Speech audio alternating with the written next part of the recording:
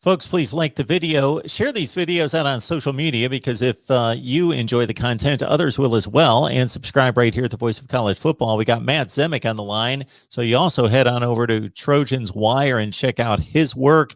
His insight into the USC football team is obvious here, so you get more from Matt at Trojans Wire. Before we move on and continue the conversation regarding the head coaching situation, a couple things that stand out to me in reviewing this game against Washington State would be Drake London, of course, has been one of the elite receivers on this team, but he's been waiting to be that number one guy, and he's having a tremendous season, and in particular in this game, 13 for 170 and 2 touchdowns.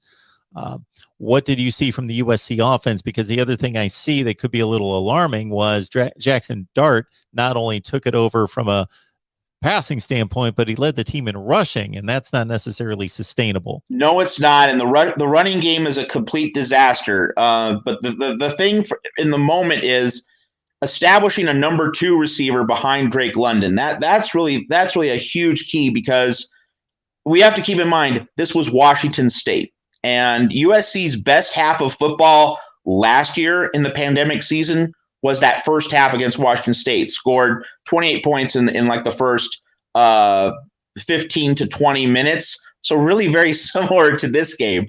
And USC has to avoid feeling that like, we figured it out, we've arrived. No, it was only Washington State. Almost all the remaining Pac-12 opponents, maybe the exception of Arizona, also Colorado, but everyone else other than Arizona and Colorado, like certainly Oregon State. Oregon State is going to provide a much better test and a much better gauge of where USC actually stands. So the Trojans shouldn't get full of themselves for beating Washington State. A lot of people are going to do that this year. But I think the first priority, really, the running game is such a mess that you can't really make that like the number one priority. That is a long-term fix. The short-term fix is to get a reliable number 2 target, because you're going to have better defensive backs going up against Drake London. You're going to see teams doubling Drake London and daring Jackson Dart to look at the other half of the field, look at other options.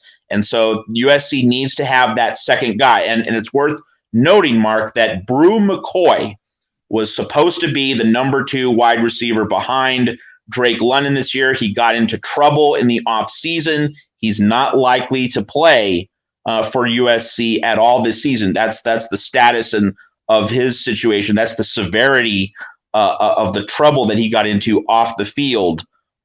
So there needs to be a number 2 guy to take the place of McCoy.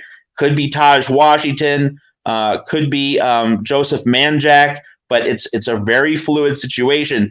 It was impressive that Dart was able to establish such a great rapport with London right off the bat. I mean, obviously Drake London's an elite receiver, but the quarterback still has to get him the ball. Jackson Dart did a better job of getting the ball to Drake London than Keaton Slovis did. And that itself raises a question of why was Dart able to be so prolific and productive in the passing game and Keaton Slovis wasn't? Graham Harrell, the offensive coordinator, said that he admired Jackson Dart's gunslinger mentality. Well, why was Keaton Slovis not similarly aggressive? Slovis was injured last year, so we who cover USC thought, all right, he's healthy this year. So now you're going to see the passing game become more vertical, more aggressive, more ambitious. It didn't happen under Keaton Slovis in the first 2 games. It took Jackson Dart to come in and really establish that kind of identity. So that in itself raises questions about Graham Harrell's offense and the way his air raid system is coming along. It's a credit to Harrell. You referenced that this has happened before at USC with the whole JT Daniels situation, and Keaton Slovis was on the other side of the divide. Remember that 2 years ago against Utah, Keaton Slovis himself got injured. Early in that Utah game, USC had to turn to third-string quarterback Matt Fink. He beat Utah. I mean, he was prepared for that game coming off the bench after an injury to Slovis in the first quarter. So that's a direct parallel with this. Slovis getting injured early and another quarterback lower on the depth chart being ready to play. So it's so weird, Mark. Graham Harrell has his backup quarterbacks ready to play in a pinch. But in terms of cultivating like the main quarterback, having him able to play extremely well over a full season. That's what Graham Harrell has not been able to do at USC. It's a really weird convergence of realities here.